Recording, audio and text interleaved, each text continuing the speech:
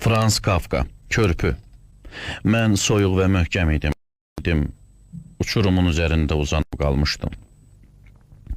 Bir tərəfə ayaqlarımı, digər tərəfə əllərimi pərçimləmişdim. Ovulub tökülən gil torpağı bərk-bərk qucaqlamışdım. Aşağıda isə buzlu çayda alabalıq axını üzürdü. Bircə turist belə indiyə kimi yolunu azıb bu keçilməz sıldırımlığa təşrif buyurmamışdı. Bu körpü hələ heç bir xəritədə cızılmamışdı. Beləliklə uçurumda uzanıb hey gözləyirdim. Gözləməkdən savayı çarəm yox idi. Bir körpü uçub dağılmadan körpü olmaq taleyindən canını qutara bilməz. Bir gün mininci dəfə idimi, deyə bilmərəm. Fikirlərim hər zaman bir-birinə qarşı dayanmadan ağlımda dövrə vurur. Bir yay axşamı idi. Axının nəriltisi həmişəkindən daha güclü, gürültülü idi. Səsləri eşitdim. Mənə tərəf gəlirdi. Qamətini düzəlt, ay körpü. Hazır ol, məhəccərsiz tir. Sənə güvənib qoynuna gəlmiş qonağına yardım əlini uzat.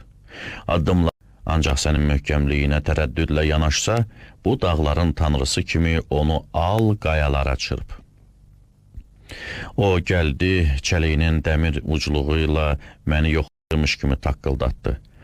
Sonra paltarımın saçaqlarının üzərinə qalxdı və çəliyini mənə döyəcdiyə addımladı. Çəliyini qalın saçlarıma batırdı. Vəhşi baxışlarıyla ətrafa göz gəzdirərkən müddət çəliyini saçlarımın arasında saxladı.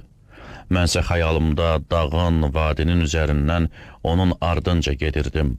Vücudumun tən ortasında iki ayağı üzərinə qalxaraq tullandı.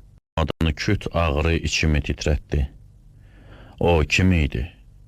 Uşaq mı? Xülya mı? Yolçu mu? İntihar eləməyə çalışan biri mi? Ofsunçu mu? Körpü çevrildi. Elə azacıq çevrilmişdim ki, uçub tökülməyə başladım. Çöktüm, tikə-tikə oldum. Parçalanıb hər zaman mənə sakitcə baxan sıldırım qayaların sərt uclarına pərçimlənib qaldım. NAR təhsil və elmə, mədəniyyət və maariflənmənin təbliğinə hər zaman xüsusi önəm verib. Mobil operatorun dəstəyi ilə klassik və müasir Azərbaycan ədəbiyyatının, eyni zamanda dünya klassiklərinin əsərlərindən ibarət ödənişsiz audio kitablar hazırlanır.